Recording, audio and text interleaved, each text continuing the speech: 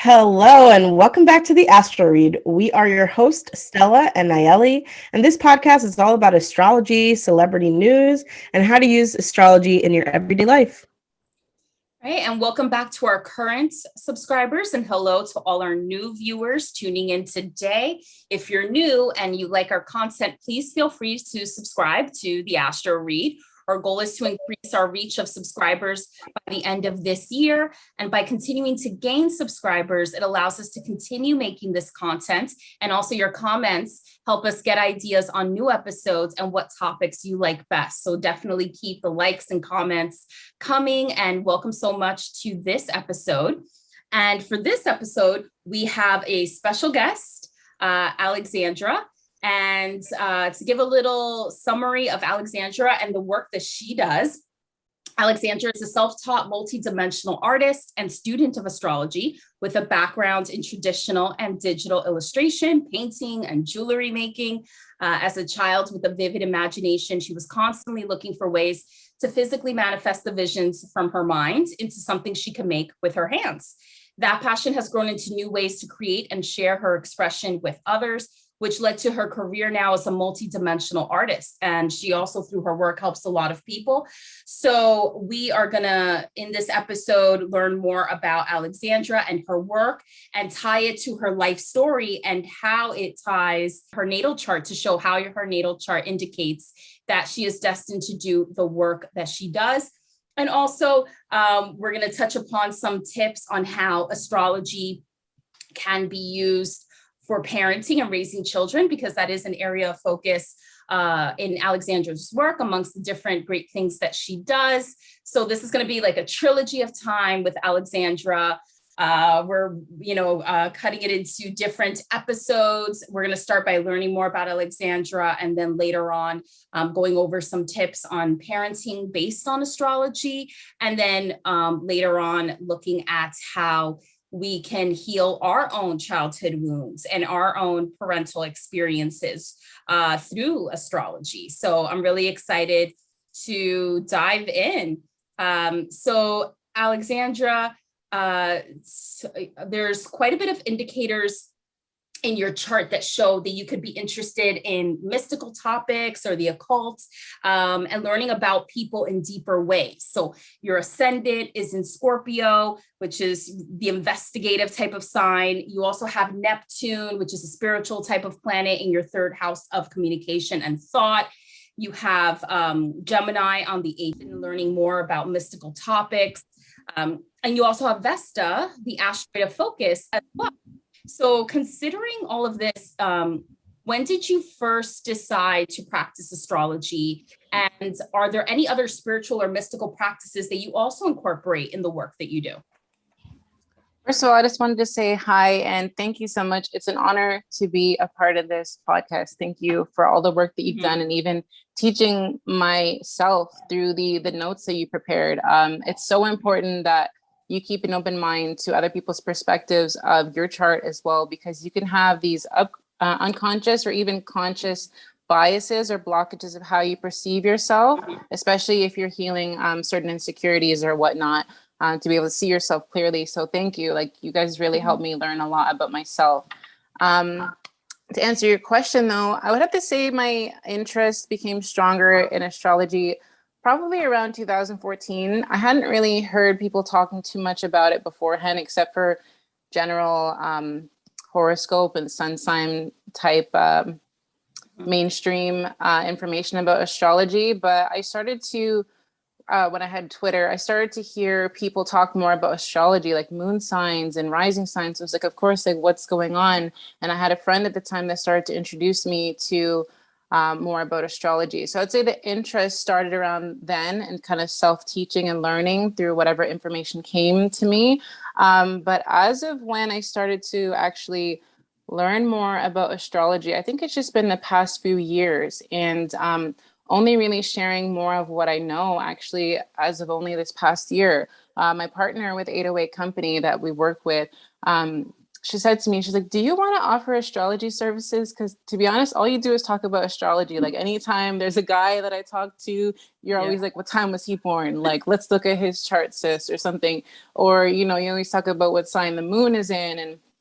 And I was just incorporating it into my daily life for the past couple of years. She's like, okay, come on, like go put this into the business now, go share what you know, or at least like provide a service. Cause like I would kind of just try to teach others about the things that are happening every day to better work with it as tools. Cause that's what our ancestors created this for. And so I kind of just got called out for using it because my partner was like, hey, you might as well, you know, go provide a service. But I think other than that, I don't really know if I would have thought to use this as a public service because it was just always a passion or something that felt natural. So yeah, it's been very recent and I'm thankful to be put out there because a friend of mine said that just like how doctors, even after they graduate with the knowledge they have, they still have to practice daily with the knowledge, especially because every individual's chart is going to be different. There's constant transits and progressions that are going on. So it's a daily practice, and practice is the only way that you actually get better. So it doesn't matter what you don't know. Because you have to put yourself out to practice and be open to being not necessarily wrong, but teachable. Yeah. So yeah, that's so true. And that with astrology, it's like never ending. And you know, all three of us, we practice astrology and provide that service. And we could probably look at a natal chart and interpret it in 3 different ways with like maybe some, you know, we'll be able to have some commonalities as far as seeing what patterns are in the chart or things like that. But we could each have different interpretations because there's just so much that goes into astrology. So that's so true. Even if you practice and you know, it never ends. Like nobody's ever like a full-on expert in astrology, I think. I mean, some people know certain aspects of astrology more than others, depending on their focus, but it's a never-ending journey. So I can definitely relate to that. And then Alexandra, what is the work that you do with 808? Because I actually follow it on Instagram. And so how did that first come about? And, you know, what are the different things that you do through 808 and just through your work in general? Yeah, so we're a company owned by Black and Indigenous women. And essentially what we aspire to do is incorporate metaphysical tools, knowledge, and practices into your daily life. So there is 3 of us. My partner, Sandra, she focuses on the use of crystals in as many ways as possible. She's even formulated some natural skincare products where she incorporates crystals into it, whether that's face masks or body oils or essential oils. And we try to teach people as much as possible about crystals. And then we have our other partner whose name is Allison. She's our spiritual practitioner. She does everything. She does psychic readings, intuitive tarot and oracle card reading. She does Reiki and energy healing. And then there was me, and how I got brought into this was essentially, I was always just focusing on art for the longest time. And my partner, Sandra, who is the CEO, had initially inquired to ask if I wanted to make some artwork designs for her products, but then it ended up just her really supporting me and giving me so many opportunities for my creativity and ideas that she had. Like, okay, well, what would you think about, you know, trying to make crystal jewelry? And then she just kept putting more ideas out there, or just allowed space for my ideas that just led into everything that I do now, which is I create various things with crystals, whether it's wire wrapping them into things like that involve home decor or jewelry, or even lifestyle things as well. Like I make them into pens. It just really anything that my imagination will let me get into. And I also have a passion for studying herbs and holistic health, just through self-teaching. So I try to curate some herb blends like yoni steams or whatsoever, things that really just come from ancestral knowledge that put an emphasis on healing. And then for my passion for astrology, she gave me that opportunity and platform just to be able to curate certain services or offer what I know. Like we do certain lives on Instagram or whatnot, where we're just sharing information and trying to create community. It's not even so much about services as it is just not be gatekeeping this knowledge and just try to get everyone involved with community, because you know, that's what our ancestors would want. Sure, self-sustainability is important, but it's so much better if we're all using this knowledge to better ourselves individually and collectively. So yeah, that's how I got called into the work that I am doing, and we'll see whatever I continue getting called into. That's so interesting. And yeah, it's great that with the work you're doing with 808, you're, helping people integrate spirituality more in their lives, through practical products or through the services that you have. And, you're also a mother, one of your most important roles, if not the most important. So how has that impacted the work that you do with 808 and your work in general? Oh boy, how has it not impacted my work? I for sure have to find that balance and be honest with myself about how much time and energy things take to accomplish. So it's really helped me to continue mastering self-discipline and organization of my daily routine, especially with the Aries sixth house, which I'll tell you is not really that easy. It's just really about how to channel my energy and to organize it efficiently. I have to be really honest with how much I can accomplish on my own. It's brought up certain things that involve a healing journey still, of knowing that you're only one person, and that you shouldn't be expecting to do everything yourself. So I've had to learn how to trust others more and affirm my worthiness to receive and ask for help, so that I can have more time to do things. It's brought up so much. It's also really inspired and empowered me, because I do, whether directly or indirectly, I'm showing my son what's possible or teaching him what's not possible as well. So I love that he does get to be around work, because he takes interest in what I do. He'll come and ask me about the crystals that I'm doing or the drawings that I'm doing, or he's listening to everything that I'm saying. And especially at this age where he's 5 now, they're like little parrots. So on a positive side for that, he's repeating the positive things that I'm saying and that I'm talking about. And I love that so much, because then, he'll go and eventually talk to his friends about that. So it's impacted everything. Yeah. And so your natal chart, it's okay. It's fine. You're talking about motherhood, your child's in the background. So that's to keep it realistic, right? For parents who know what that's like with these Zoom calls and everything. Yeah, for sure. There's podcasts I listen to, and with people that are parents, and sometimes you hear the kids in the background, and that's life, right? It's the day-to-day life. Well, to answer your question, that's pretty much exactly how it affects my work. Like, sometimes you don't always have access to childcare, so you're really balancing how to do things together. I really try my best to be as present and involved with him as possible, but sometimes when it's just you guys on your own, you have to kind of give them their designated distractions. Like, this is his designated computer time, and then we'll spend the rest of the day offline. But it's just about finding that balance. So that's actually a perfect live example of how to answer your question, which I'm sure many parents could relate to.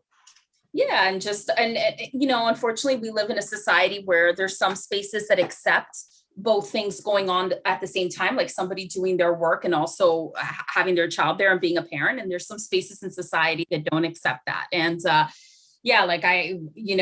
tangent. I mean, I used to work in a place where and some of my colleagues were parents, and when their kids had off from school, but it was a work day, they were allowed to bring their kids to the office. And so I love that, because you don't see that in a lot of workplaces, but it's so important. Like, instead of the children being home alone or with a babysitter, or the parent having to pay for daycare for that day, why not bring them to the world of work? And, they still get supervision. So yeah, it's like finding more of that balance in society, I think, is also needed. And so speaking of, your personality traits and how that could connect to parenting, your natal chart shows that you could be very prone to being set in your ways or very stable. So you have most of your planets in fixed signs and earth signs. You have no mutable planets.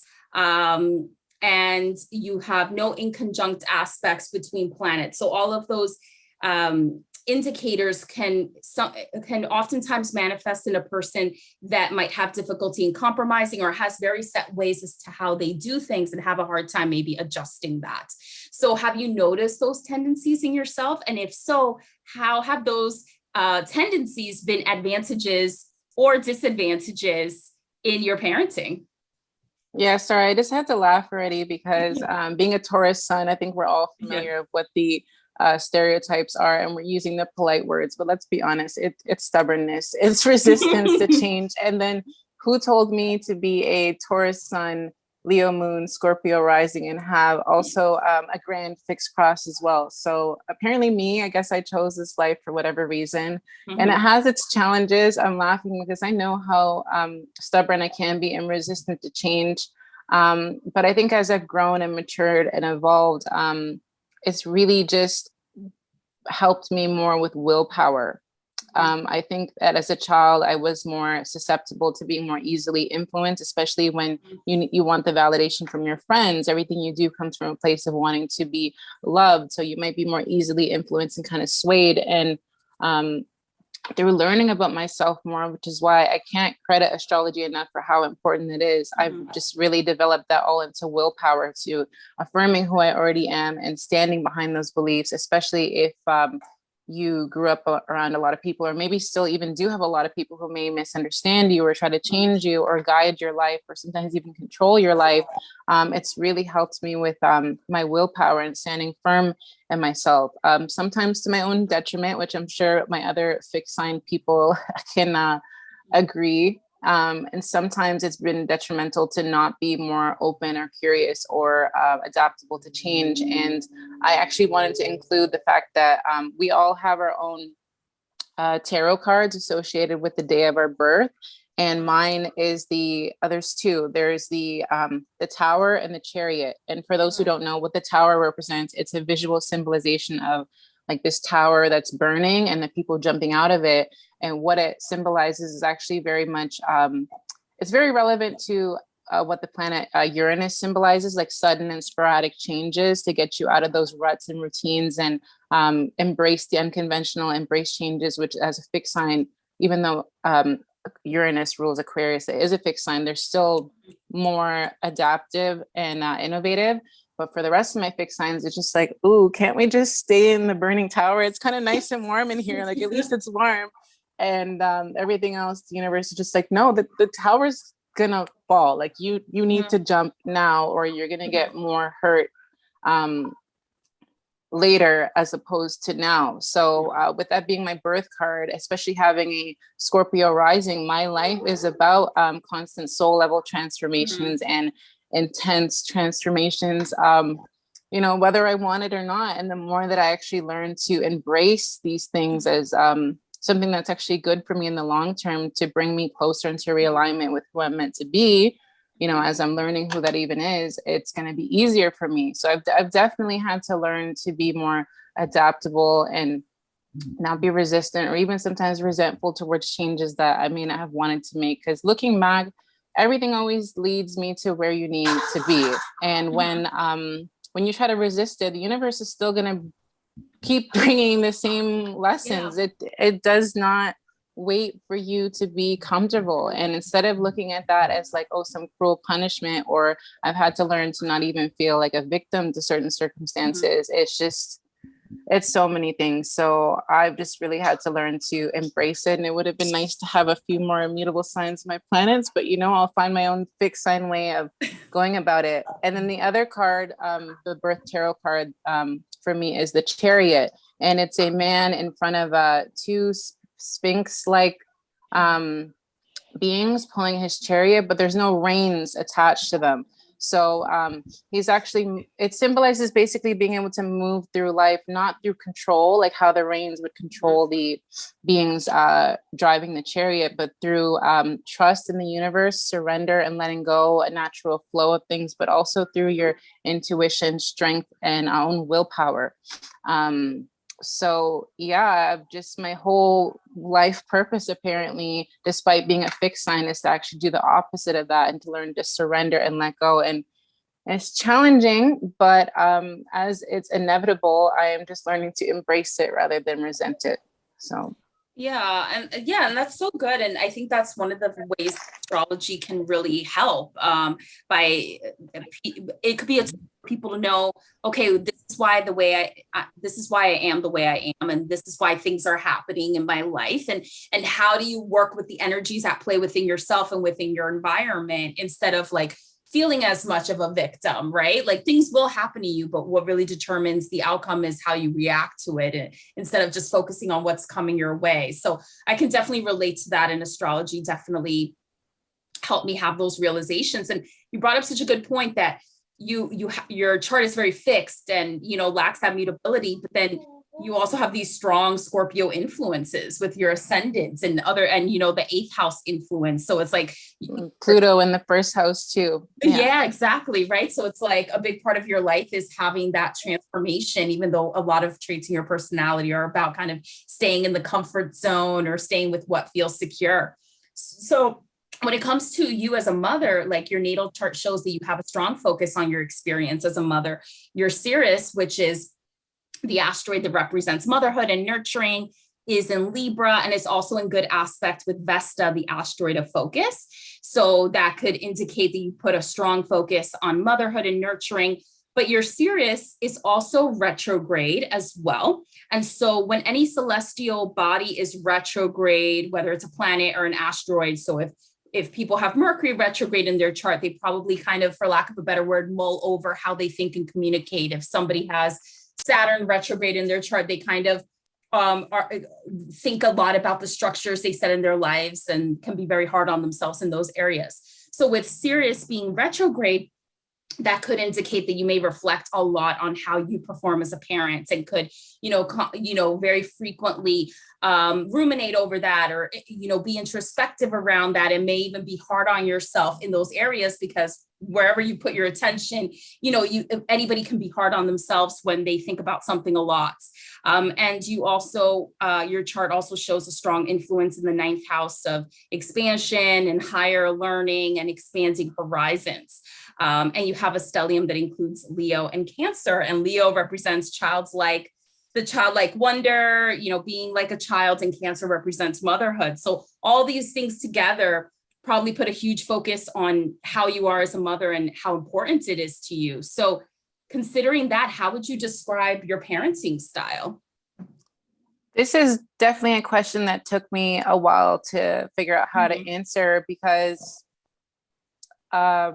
despite ironically being such a fixed sign, when it comes to my parenting style, I've heard observations about how liberal and free and adaptable I actually am with my son, which sometimes surprises me, because I think, having such heavy fixed energy, you kind of expect the opposite. Like, we do value structure and consistency, but so my son is a Taurus, but he is a Sagittarius moon and Libra rising, but his chart is predominantly fire and air. So he, despite maybe if he had different energies that were more fixed as well, maybe we would kind of go along with my fixed energy, but his anti-fixed energy, like just being very mutable, is just completely against that. So there's just no point. He needs that freedom. He needs that adaptability. So he has just really taught me how my parenting style to him should be. So I think every parent just realized that there's a lot of notions of how you thought being a parent would be that kind of just have to be thrown out the window, because it's just not working. And then you don't want to develop that blockage that could lead to, worse things later on when you're trying to force something onto them that isn't working. So I've really just had to learn to embrace that freedom and adaptability, because when I try to do the structure with him, plus he's only 5, so they can't do so much structure. It just doesn't necessarily work unless I tap into the ways that I have learned about him, what actually gets his focus out. So he has a lot of 3rd house influence. He has Mars and Gemini. So like there's influence of needing to kind of scatter the energies and to multitask. But what I've noticed is that if I get him into what he's passionate about, which is anything related to animals, or he loves art, Neptune in the 5th house. So he's always creating with literally anything. It could be sand or snow, food on his plate, whatsoever. So if I get him to learn in a way that's related to art, I actually am able to implement structure there. So if I want to teach him about spelling or grammar or storytelling, if I implement those things in a way that we get to draw what I'm talking to him about, he will sit there forever. So this is we'll speak about this later, but this is why astrology has helped me so much, because I've wanted to introduce more fixed energy influence, but I've had to figure out how it'll be of relevance to him. And he has taught me that I need to be more adaptable and free or liberal, because that's what he needs. So my parenting style it's just ever adapting and evolving. But a lot of my style comes from being connected to my own inner child as well. Very Leo moon like, where I think about, what did I like as a child, what resonated with me, but also what didn't I like.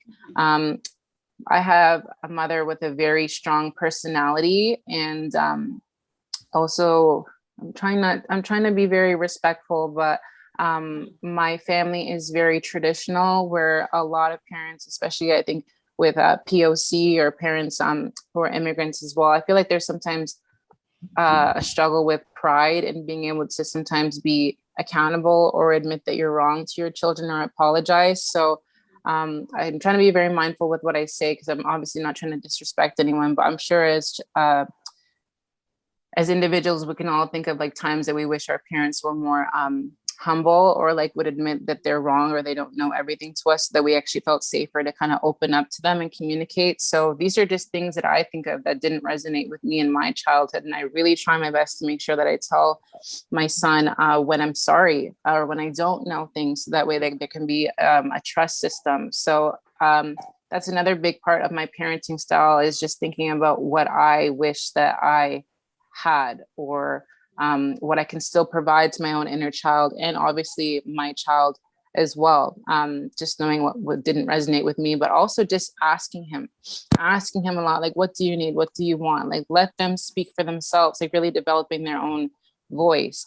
Creativity and expression in all forms is so important in my parenting style. I really want my son to have a sense of secure attachment, to just be and express himself at all times. Like when I see that he feels happy and safe enough to dance in public in the mall, or kind of just be friendly enough to go, yes, Rue, or just be friendly and very sociable with people, it makes me feel proud, because that comes from secure attachment of knowing that he is safe within himself and around himself, to just be himself and then extend who he is outside of himself. So yeah, these are all factors that are really important in my parenting style. And as I'm parenting him, even though it's about him first and foremost, honestly, sometimes I think even with what you mentioned in my chart, I'm learning how to reparent my own inner child. And I do try my best to keep those experiences separate, because this is his time now. But when I get that opportunity to kind of have those one-on-one conversations with my own inner child,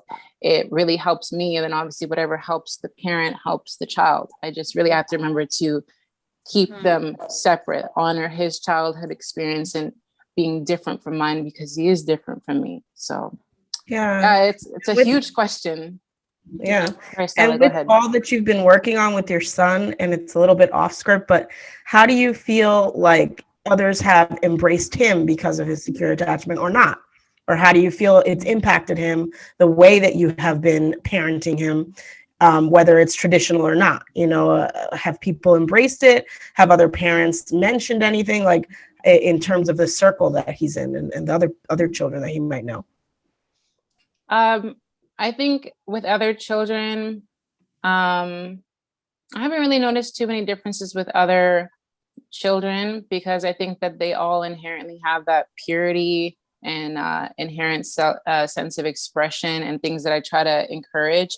I think I've just noticed more reactions from parents, or even like friends of mine who aren't parents, because there's a lot of conversations I have with people, either I'm trying to learn how to accept this acknowledgement. There is a lot of acknowledgement that I get of people being very grateful to see that things that they may have gone through as well, that are commonalities either within the demographic that we're in or our cultures, that I am trying my best to help unlearn that and give my child freedom, whether it's the fact that we're unlearning the things that our parents thought were normal, whether that was spanking or not apologizing or not explaining things to our children and just expecting them to accept that it is how it is just because I said so mentality, or things that kind of get taken advantage with the whole notion of respect your elders, which of course is important, but sometimes it's just like respect, meaning, don't question your elders, or don't ever expect them to learn or change. Respect that things need to just stay the same because that's the elder way of doing things. So Yeah, I do notice those perceptions, and I am really trying my best to receive that acknowledgement, because I am definitely very hard on myself. Of course, I don't want to be, but I think it's just natural, especially as a mother, to always just want to do more. And it's also just really important to make sure you're acknowledging that you are doing enough, and that you are doing great. So yeah. Then how did your sort of exploration with your child, being a mother, how did that then influence the work that you're doing right now? How did that evolve? Like from point A, where you were like, oh, this is something I'm interested in, to now really expanding it into a business and exploring, maybe books in the future and things like that. Yeah.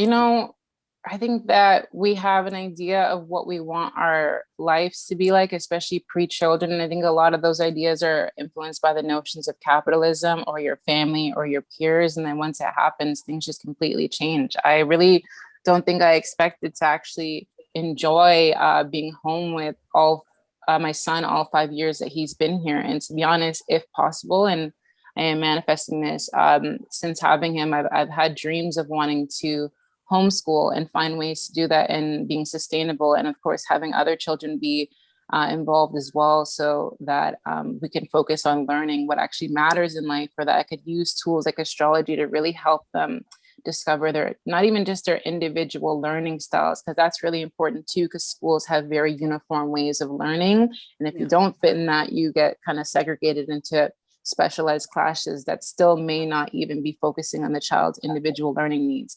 But astrology teaches you so much more than that, like your gifts, your purpose, the ways that you can heal, your path, your destiny. Like, astrology is just mind-blowing. But yeah, I guess I never really imagined that I'd actually want to continue staying home and find a balance between that self-sustainability and being with my son, and how much it shaped my ideas around entrepreneurial work around that. Like, I definitely, as Stella mentioned, and we discussed that on the side as well, there's a lot that we would love to write about and put into children's books or things related to parents, because there's just so much that we wish we knew, and we of course try not to regret not knowing, because if we knew, then we would have known, but we didn't, so you can't regret that. But there's just so much that you want to pass along, just to truly help people in the ways that you wish you needed. So that's tied a lot into the work that I want to do and will continue to do. Yeah, for sure. And I think, using astrology for parenting, I really hope that's an area that continues to flourish, Mm-hmm. People like you, Alexandra and Stella. And I know that's an area I want to get into more. I'm not a parent yet. But yeah, it's something I think about, that once I do have kids, I really would want to incorporate astrology in how I raise them. And I remember as a kid, my mom had this baby name book, and it had sections in it that were about how kids were based on their astrology sign. So I guess my mom was like ahead of the curve with what eventually I would do.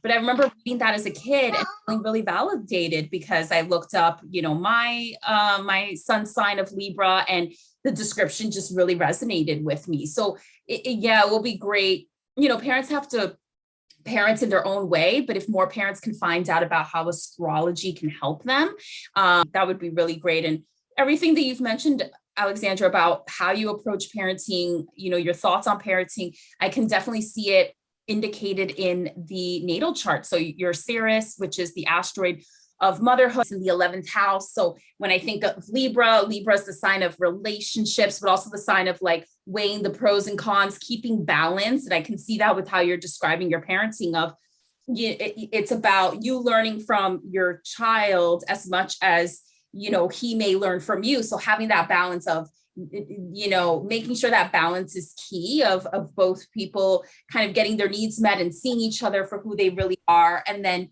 with the 11th house, that relates to being your own unique self.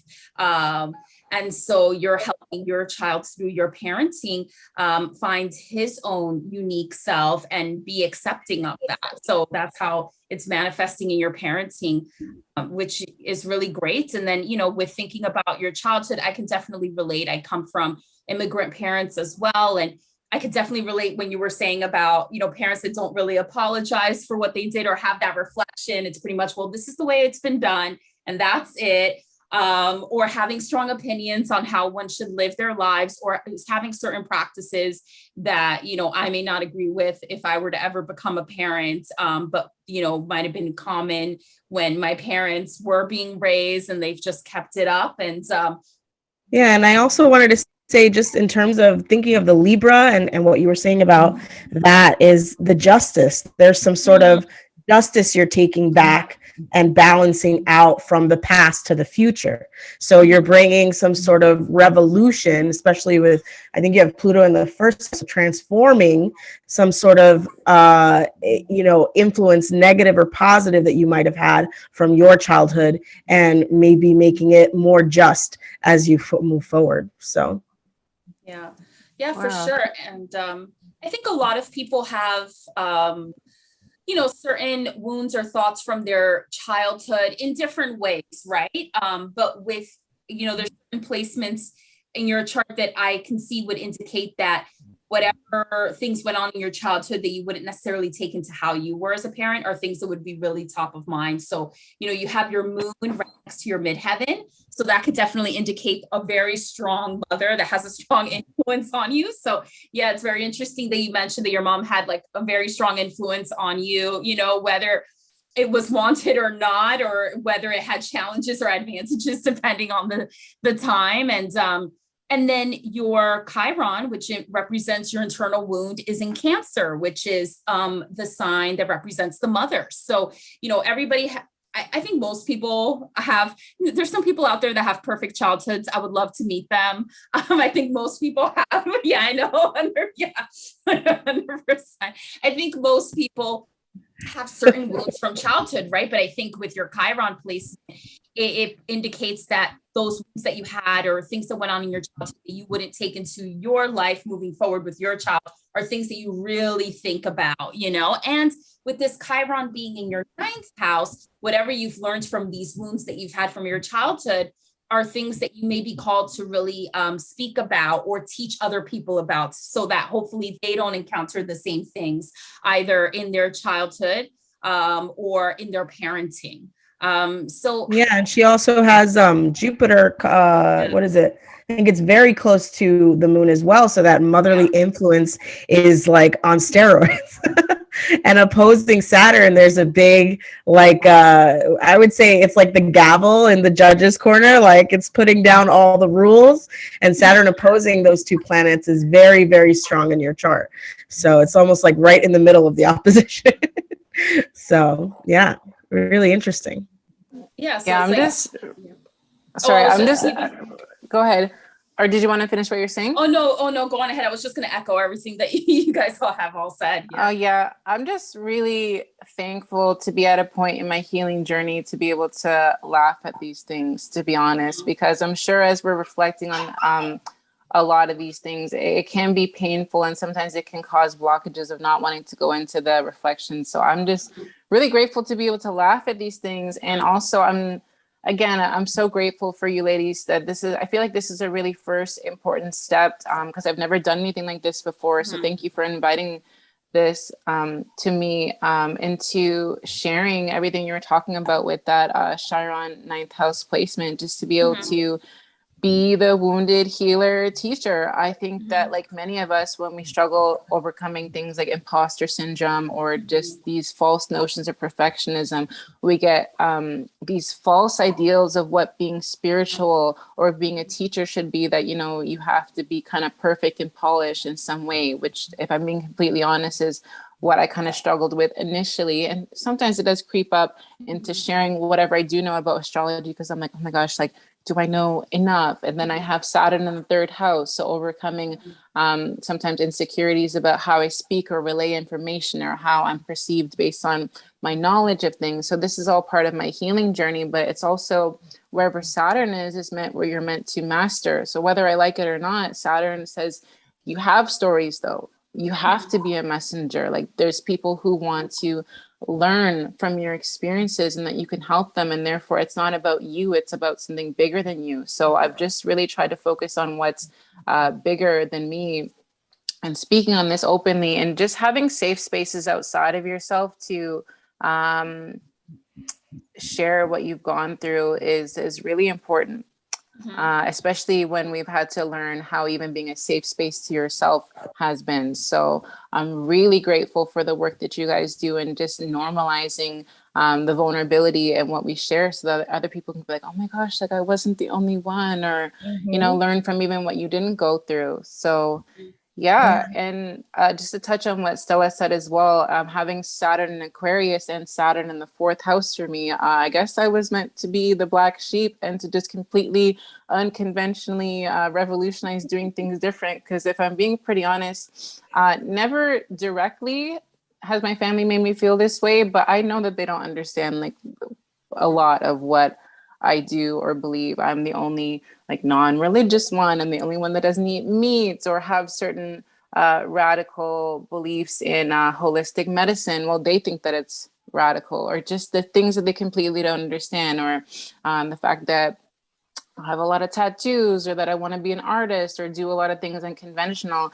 And I never really wanted to feel that that was radical or unconventional, because I'm like, I just want to be me. Like, can I have some support on that? But when you are breaking traditions or things that are conventional, especially from really conservative families, you know, you're going to be made to feel that way. And then it's going to be part of your healing journey to still accept yourself despite feeling different, and to really internally validate yourself. Like, it's okay if they think I'm different.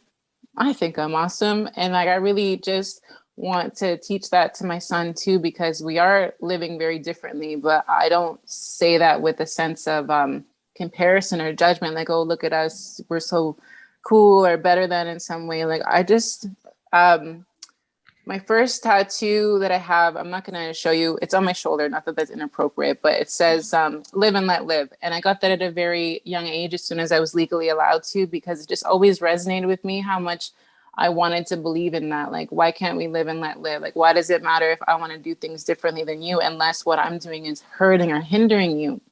When you do grow up with very, I don't want to say controlling, but like domineering parents, strict and conservative parents that just have a set view of how they want your life to be, and you feel almost ashamed wanting like anything different, because you may have been taught directly or indirectly that means you're ungrateful, or you feel a lot of fear of proving yourself of how you're therefore going to be successful. And their measures like, oh, so you want to be an artist or something, blah, blah, blah. How are you going to do this, this, and this? And you may not even know the answers, but you just want the support while you're figuring it out. And when you don't have that, and maybe as well, when you have judgment or fear being induced into while you're figuring it out, it can just cause this whole, I don't even know what I'm looking for, but just this divide in your mind of like trying to honor your authentic self, but also like knowing how integral and instinctive it is to have like that love and validation and safety and security of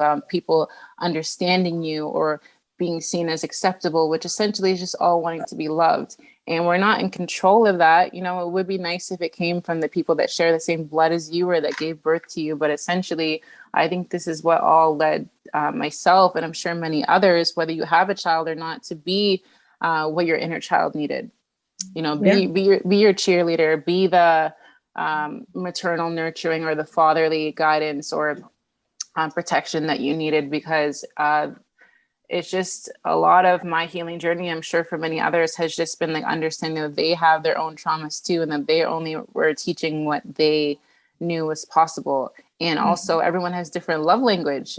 I'm sure a lot of us are aware of the 5 love languages. There's probably even more of that. So sometimes we may misunderstand the way that people were actually trying to show you that they love you, but it wasn't in the same love language as you. So me, I thought that like, oh, my parents like never did any of this, the things that I needed, but they were showing you in the ways that you knew, that they knew, but you didn't know. So, and just coming from like maybe an immigrant background, coming from a person of color and things like that, there were set fears from immigrating. There were set fears from, you know, background, etc., that instilled a lot of the ways in which you were traditionally supposed to behave, or the outcomes that you were supposed to have, you know, whether it's like the lawyer, doctor, engineer path that they would want you on, or the types of studies that you were supposed to do, or the types of people you were supposed to either marry or attract. And sort of that all came from a place of fear. But we, as our generation has learned, we're all Pluto Scorpio generation,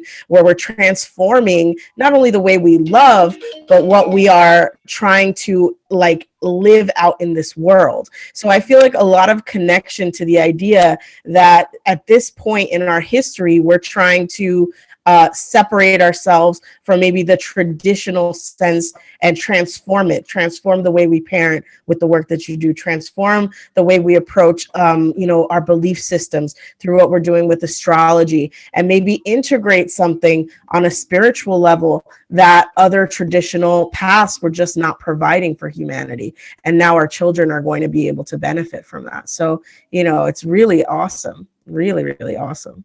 Yes, so much. Yes. I just wanted to throw in quickly. Sorry. I've actually heard theories from other astrologers that this Pluto and Scorpio generation, like we're actually the ones here to rebuild the new earth. Like we've seen all of the Scorpio depths of darkness, and we've gone through our own levels of personal soul level transformations and our own hell and back experiences. And the Scorpio path, especially a Scorpio rising folks, or if you have moon or sun in Scorpio, like our good friend Stella would know about all that Scorpio moon life. We're meant to transform all of our painful experiences in or around us into regenerative healing abilities and experiences into others. So I love astrology so much because it just really can show what we are generationally a part of as well. This Pluto and Scorpio generation, we are the revolutionary, like spiritual warriors of light to rebuild the new earth. So it's so important to study your chart and progressions and transits and things that are happening, because it just shows you what you're a part of that's even bigger than you as well. Mm-hmm.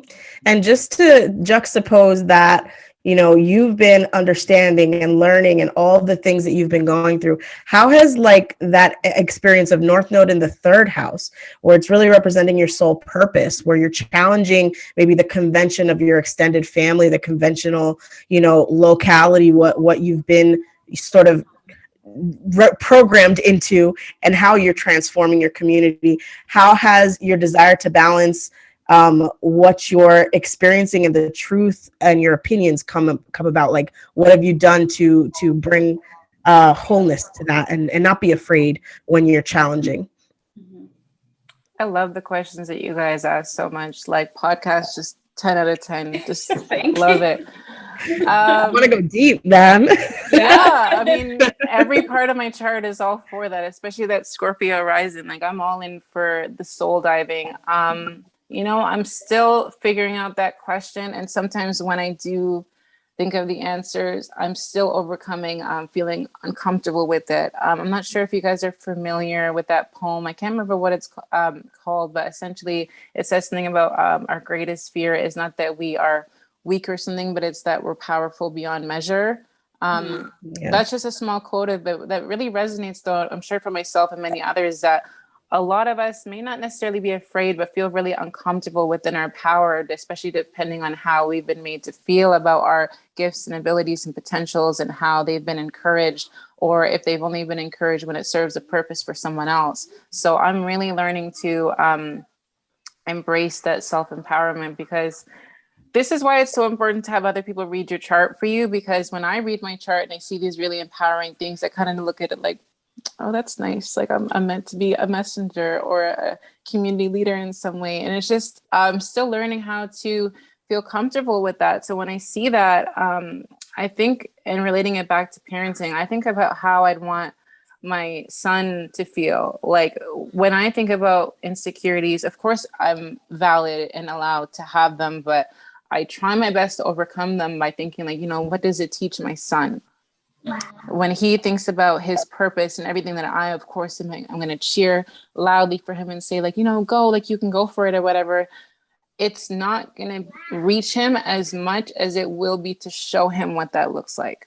If he's never seen anyone like really just take their potential and knowing themselves and like apply it, then is he going to be able to use that to apply and put into action himself? Because they need examples of that. So a big part of my parenting style is acknowledging that it's being a role model. And a lot of that has come with like learning that shoot, I'm going to have to learn to forgive myself and find compassion and acceptance to not be hard on myself, because what does that teach, my son or other children too, that like, if you've made bad decisions in your life, that narrative is your whole life. So I'm using this to answer your question because I'm learning how to step into that role still. And I think that the best way I can do that so far is just to embrace vulnerability, just to be honest, and to really unlearn shame or judgment around it. And you just got to try your best. And I try to do those things that you mentioned as naturally as possible, so that I don't judge myself if imposter syndrome sometimes creeps up. It just has to do what's natural to me. Like, I try to bring people together and create community or soul family just based on speaking on what I'm passionate about or being of service, because I think that that's the most natural way to do so. And also just for you to acknowledge that there's things that are bigger than you and your ego or insecurities or whatsoever. There's ways that spirit, the universe, whatever you believe in, wants you to just be a vessel for it to channel through you and to speak this wisdom through, or to be of service through you. So I try my best, I guess, to just surrender to that and just be of service and just share whatever comes to me. And I feel that when I'm most proud of myself, or that I'm able to do so, is when it's just out of love. Like when I'm just focusing on, like, I really just want to help people with this knowledge, or like when I see or sense a potential or things that can help others or something, it just comes through being of service through love. So that's the best way that I can answer it, because I'm still learning it. But I think a lot of it is just allowing yourself to be honestly who you're meant to be. And I can't remember which question I wrote this note for, but I realized that in speaking with a lot of adults that are on their healing journeys, I often hear them saying they return to a lot of who they already knew they were as a child. I personally really believe that we're born knowing who we are. We're just straight from source. We were just born, and we have that sense of knowing. Sure, we don't have the verbal language to express or the physical abilities to do the actions to serve the purpose of what we're here for, but we just know. And as adults, we just come back to unlearning all the condition or maybe traumatic experiences that took away from us. Because a lot of my adult friends in their healing journeys just realize, like, wow, a lot of what I want to guide myself towards, and even a career path now, is based on what I knew I always wanted to be as a child. Like for myself, especially, I love looking back at nostalgic things that I kept from a child, because I actually drew pictures of myself. Like, I want to be an artist, which I thought, was just whatever, because I'm sure most kids do. But I also talked about wanting to be a veterinarian, and that's not part of my career path now, but it's part of my spiritual path into veganism and caring for animals. So it was like, wow, like, little Alex, like, she knew. And now a lot of my parenting style, to go back to that question, goes back to letting my inner child be my guide. Anytime I need reminders of what my morals, ethics, beliefs are, or just even believing in myself, or who I know I was meant to be, or who I needed then or who I needed now, goes back to just speaking to my inner child. So and going back into what Stella asked just now, yeah, I think it's just allowing myself to just not stand in my own way and just be who your inner child always knew they're meant to be. Because you wouldn't,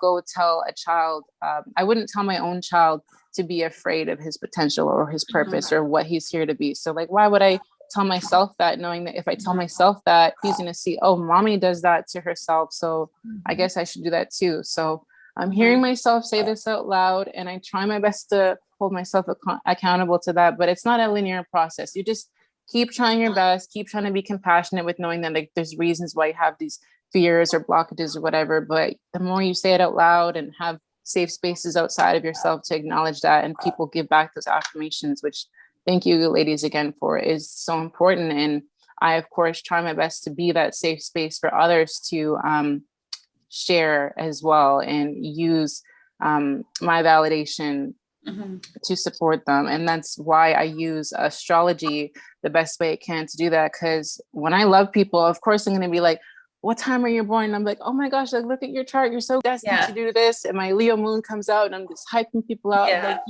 you're this and that. So it's just the way astrology has really just become a part of my love language, because I really want everyone to highest potential in themselves. Obviously not by telling people what to do, but just leaving them with that information.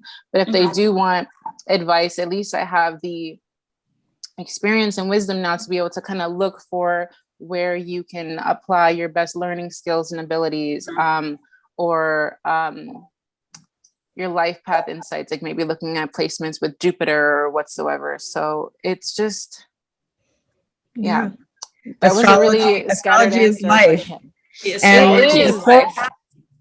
And the quote that you were saying was from Marianne Williamson, and she says, "Our deepest fear is not that we are inadequate. Our deepest fear is that we are powerful beyond measure." And I'm pretty sure it's one of her first books. I can't remember the name of it, but Yeah, and that's so, I think I can't wait to re-listen to this episode, because I feel, Alexandra, you shared so many nuggets of wisdom that I'm going to want to hear over and over, approach the work you do, your how you help people through your work, and just your insights on life and parenting. And especially, what I kind of gathered now is you kind of alluding to, when you're parenting somebody, when you're parenting a child, you're also kind of reparenting yourself, because you brought up such a good example of, you want to encourage your child to be open to the things that he's interested in. So if you're not doing that for yourself, then he's going to not be as inspired to do that, because he's thinking, oh, well, my parental figure, my mother, is not doing that, so I shouldn't do that. So that's so important, that when we become parents, in whatever form we become parents, it's an opportunity for us to reparent ourselves as well. And,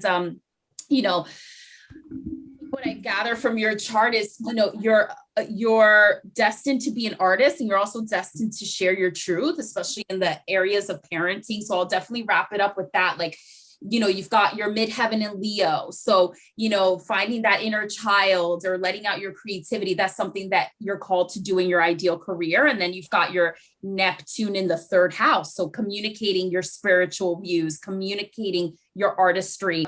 You have such a ninth house influence. Most of your planets are in the ninth house, but then you have your North Node in the third house. And you also have your part of fortune, which represents where you get happiness and success, in your third house. So I think that balance of being a teacher, but also being open to continuing to learn and open to other people's opinions, I think that's just going to be a big part of like how you are as a teacher and in the work that you do. And I think being okay with that, before in the interview, you were mentioning how, there's people out there that feel like, well, you have to be like an expert to be able to teach something. And nobody's an expert. Like, there's always things to learn. And I think, Alexandra, you're a personification of how that's very valid. And honestly, preferable, because I think there's a lot of influencers out there, or people that are coaches or whatnot. And, they assume, and I've met them in my life, they assume that because they teach a certain area, they're the end all be all, and they're the authority on that topic, and they won't let any other insights in, even if it's from their client.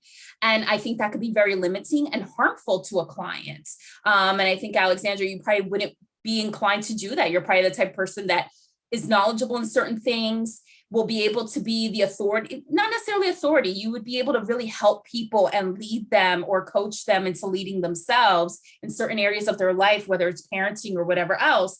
And also be open to what your client has to say, or be open to what your child has to say. And that therein lies the beauty of how you coach, and what probably makes you so great at it. That balance between being a teacher, represented by the ninth house, but also being the student and the learner, represented by the third house. So I just wanted to wrap it up there, because I just think that really encompasses so much of what you bring to the work that you're doing, and, being in the parenting space and being in the spiritual space. So I'm looking forward to the next segments that we have with you coming up, with our tips on parenting using astrology, and how we can heal our childhood wounds. But this wraps up the interview portion, which I think has been amazing. Stella, are there any thoughts that you have based on what I said, or anything you want to say? No, I just wanted to ask Alex, what are you working on? Let us know a little bit more about your business, what we can, maybe look forward to coming up for you. So I always kind of like to tease my Leo moon ninth house placement, because my problem and my gift is having 50 billion ideas at once, and then just trying to channel what's realistic to do. There's always so much that I want to do that I have to just keep a realistic balance on. But currently, I am just trying my best to put more Instagram lives that we do on just sharing, not even just about the services that we do, but just continuing to share information and creating community. We encourage engagement for people to ask questions, because I think that if you're going to put services out there, it's important for people to engage with it in a free sense to an extent, because they need to know what the value is. And also, you know, they need to be able to gain as well.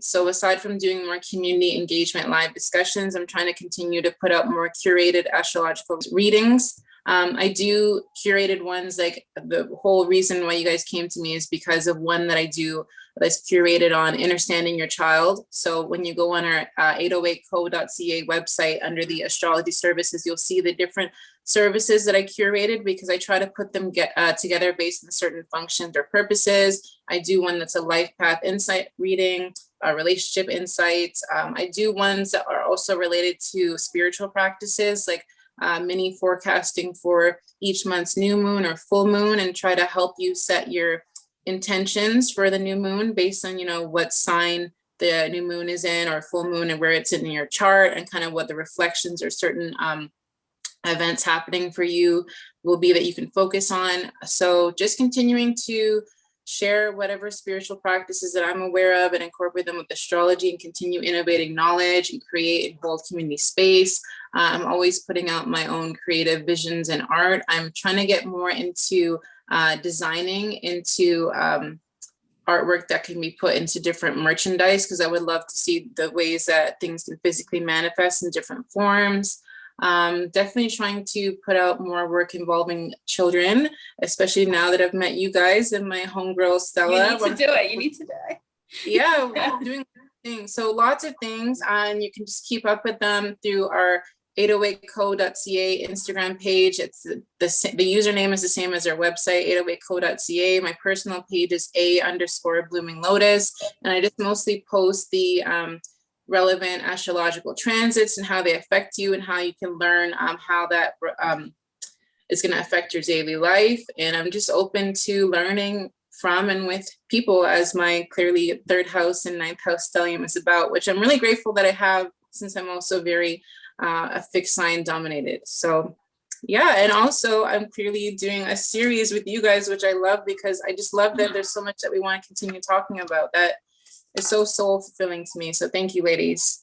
Yeah, we're so grateful to give you a platform and to talk with you. I mean, it has just been a wonderful experience, especially someone who I yearned to be a mother at some point. And, you know, just you validated so many beliefs about, you know, just from my own background, from the experiences I've had with my own mother, and then the experiences that I would like to bring into the world and help others bring into this world. Because what we're trying to do is heal a generation, not just teach a generation, not just grow a generation, not just have babies.